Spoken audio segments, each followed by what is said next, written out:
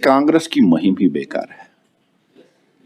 जहां कांग्रेस जीतती है वहां सब कुछ ठीक ठाक है, और जहां कांग्रेस पिटती है, ऐसे तो वो म्युनिसिपल इलेक्शन से लेके पार्लियामेंट इलेक्शन तक हर जगह वो पिटती ही रहती है, कहीं वो जीतती नहीं, क्योंकि उनका जो डाउनफॉल है वो कंटिन्यूसली अभी और नीचे जा रहा है, और कांग्रेस कहीं नहीं दिख रहा है कि आइंदा भी कहीं दिखाई देगी। इस ऐसी पोजीशन कांग्रेस की पूरे देश में हुई है।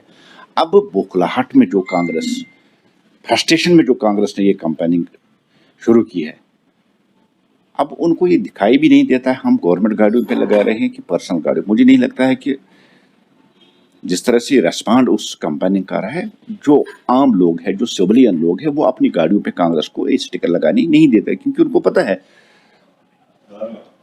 डेमोक्रेसी है, ट्रांसपेरेंसी है, अकाउंटेबिलिटी है, और उनके उस झूठे से लोगों को कोई सपोर्ट नहीं कर रहा है, इसलिए वो अपनी गाड़ियों पे उनको नहीं लगाने देते हैं।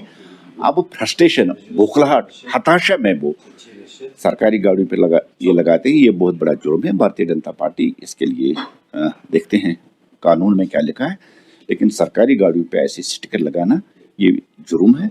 इसकी कानून इजाजत नहीं देते। कानून को इसके खिलाफ कार्रवाई करनी चाहिए, और भारतीय जनता पार्टी देखेगी इसके लिए क्या कौन से धाराएं हैं, किस तरह से इसको हम देख रहे हैं, वो भी हम देखेंगे।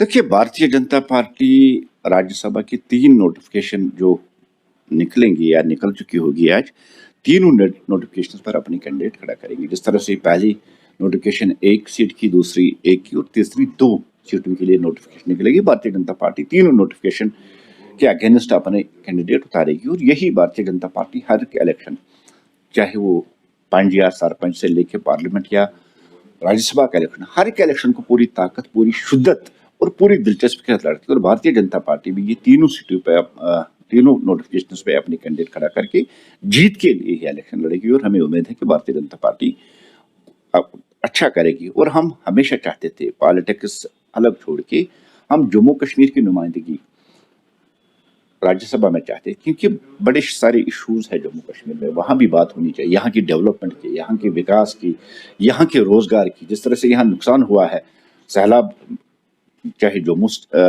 रीजन हो चाहे कश्मीर रीजन हो, हार्टिकल्चर का बहुत बड़ा नुकसान हुआ, जम्मू में बहुत बड़ा नुकसान हुआ, किश्तवाड़, और वहाँ राज्यसभा में ये जो पार्लियामेंट जाएंगे वो भी वहाँ बात करें। लेकिन भारतीय जनता पार्टी के चीफ स्पोक्स पर्सन ने भी कल प्रेस कॉन्फ्रेंस में ये ऐलान कर दिया है कि तीनों नोटिफिकेशन जो निकलेंगी, भारतीय जनता पार्टी तीनों नोटिफिकेशन के अगेंस्ट अपनी कैंडिडेट खड़ा करेगी।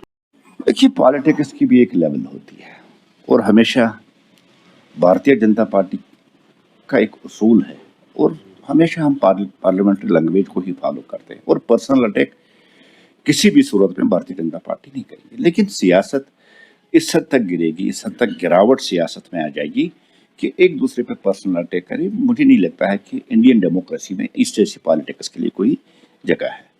ठीक है, अपोजिशन है, एक दूसरे की तनकीद का निशाना बना सकते हैं, एक दूसरे को मुखालफत कर सकते हैं, इश्यूज है उसके लिए, इश्यूज में एक दूसरे को घेर सकते हैं, लेकिन पर्सनल अटैक करना, मैं समझता हूँ ये बहुत ज़्यादा गिरावट है। ऐसी चीज़ों से बचना चाहिए, और ऐसी चीज़ें किसी भी पॉलिटिकल पार्टी के, चाहे कोई लीडर हो चाहे वर्कर हो, इन चीज़ों से बचना चाहिए।